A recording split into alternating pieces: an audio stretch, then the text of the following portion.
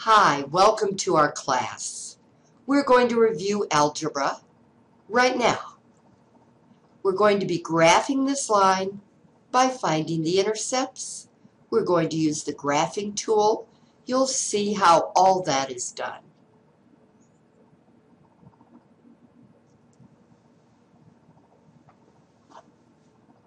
So we have to calculate, of course, so it's always good to have a pen or a pencil and paper. And we're going to be finding intercepts. That is where the line crosses the axes. The easiest, quickest way is just to make a table like this. That way, if x is 0, we find out what y is, and if y is 0, we find out what x is. So let's let x equal 0.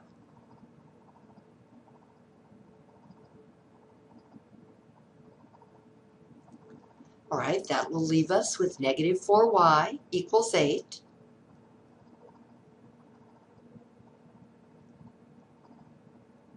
Divide both sides by negative 4. And we'll find out that y is negative 2. So if x is 0, then y is negative 2. This is the y-intercept, where the line crosses the y-axis. You must write these as points. You must write them with parentheses. Now the x-intercept is what you get when y equals 0. So I'll substitute 0 for y in the original equation. So x minus 0 equals 8, otherwise known as x equals 8. So if y is 0, x is 8. And that's where the line crosses the x-axis. Now, let's graph this. I'm going to click on the magnifying glass icon and click on medium. I'm going to click on the line tool.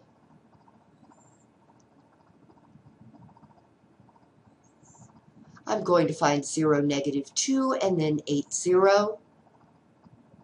I click on those, save the line, check my answer, and we were correct.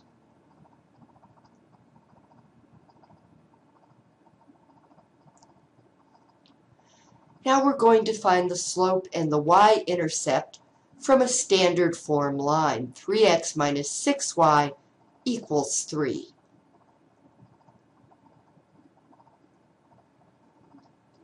Our strategy will be to change this equation from standard form, ax plus by equals c, to slope-intercept form, y equals mx plus b.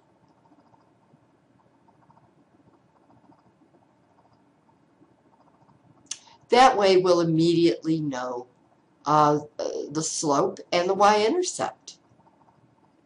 So subtract 3x from both sides. I'll have negative 6y equals negative 3x plus 3, because that's the way we write lines with the x term first. Divide by negative 6, divide by negative 6, and divide by negative 6. And what this gives us is y equals positive 1/2 x minus 1/2.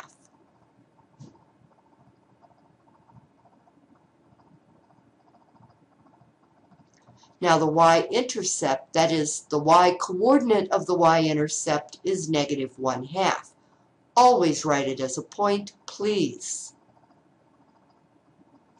The slope is the number in front of x, which is 1/2. So let's put this information in the answer box. The slope is 1/2.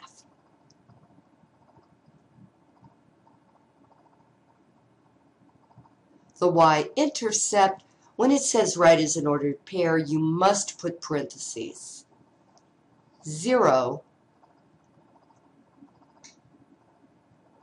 negative fraction bar, fraction tool, 1/2. And check answer. Yay!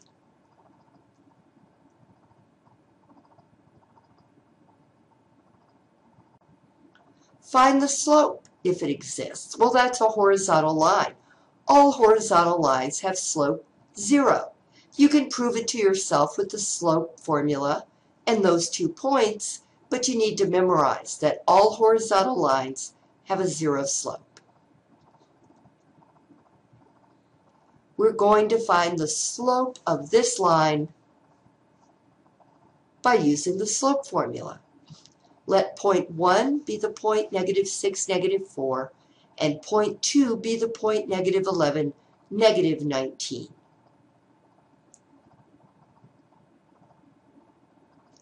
-6 will be x1, -4 will be y1, -11 will be x2, -19 will be y2.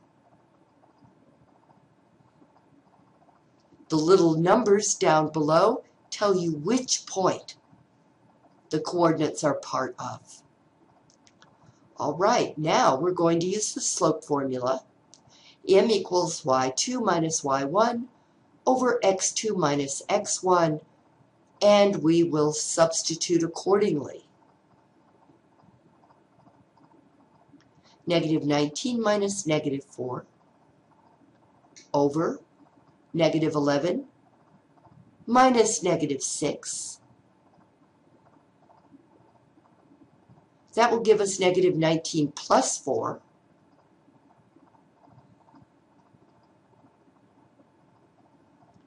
over -11 plus 6. M is going to equal -15 divided by -5, which is +3. So the slope is 3.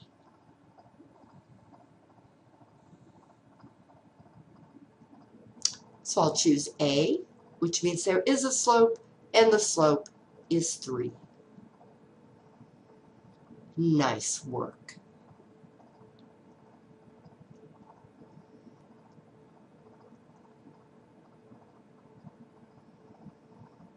This is a vertical line. X equals a number is always a vertical line.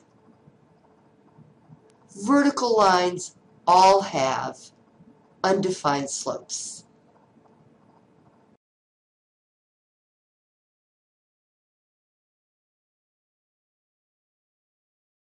The number of crimes that occurred in a certain city per 1,000 people had decreased from 46.4 in 1920 to 45.2 in 1950. We're going to find the average rate of change.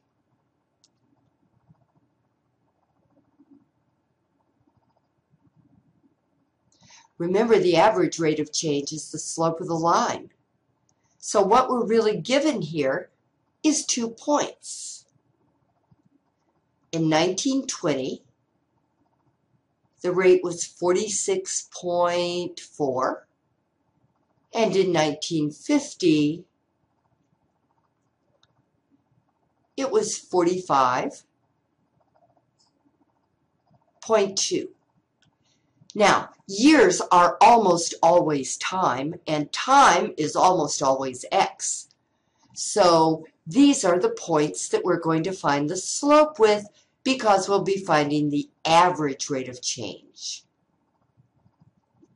So we'll use the slope formula to find the average rate of change.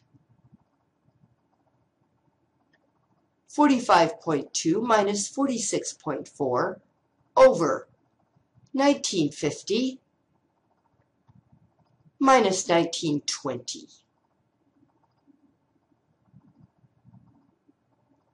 And that will give us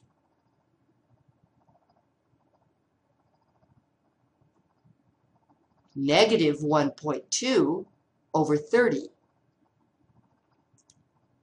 Oops. Yes, here comes the calculator.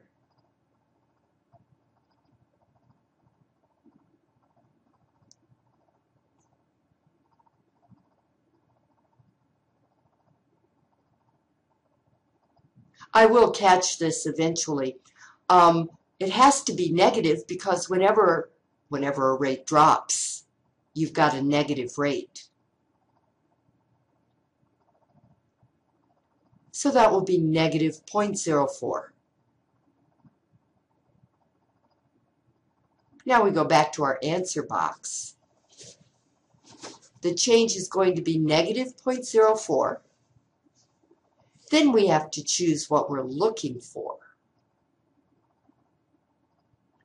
And the problem told us in the beginning.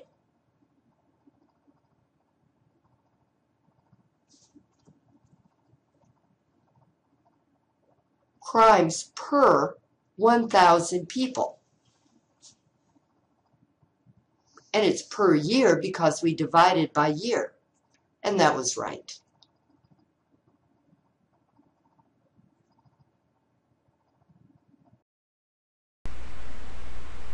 Hi, this is your teacher, Barbara Rademacher, and let's do another problem. This time we're going to look at two lines. We have one line that goes through the point -44 and 8, -10. We have a second line that goes through the point 48 and through the point 1820. And what we're being told to do is decide whether the lines given, that is these two lines, because they're being given to us, decide whether the lines given are parallel, perpendicular, or neither. The trick to doing this is to use the slope formula on both sets of points. If the slopes are the same, then the two lines are parallel. If the points are what we call opposite reciprocals, then if the slopes are opposite reciprocals, then the lines are perpendicular.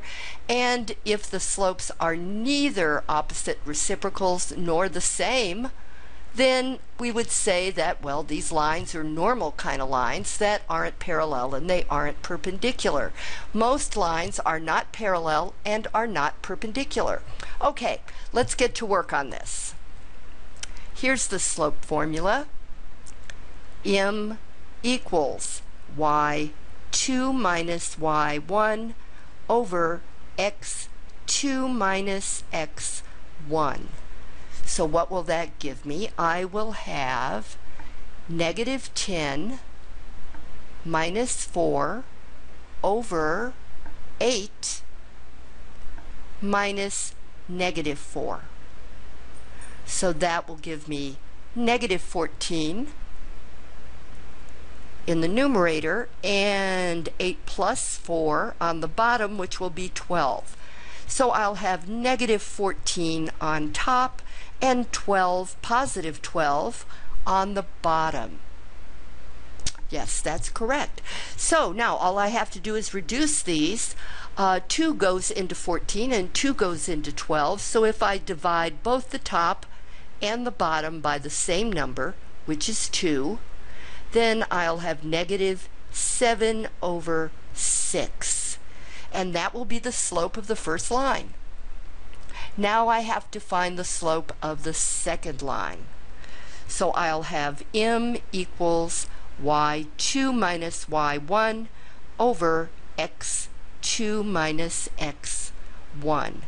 And that will give me 20 minus 8 over 18 minus 4. 20 minus 8 is 12, and 18 minus 4 is 14. I'll have 12 over 14. 2 goes into both of them. And that will give me positive 6 over positive 7.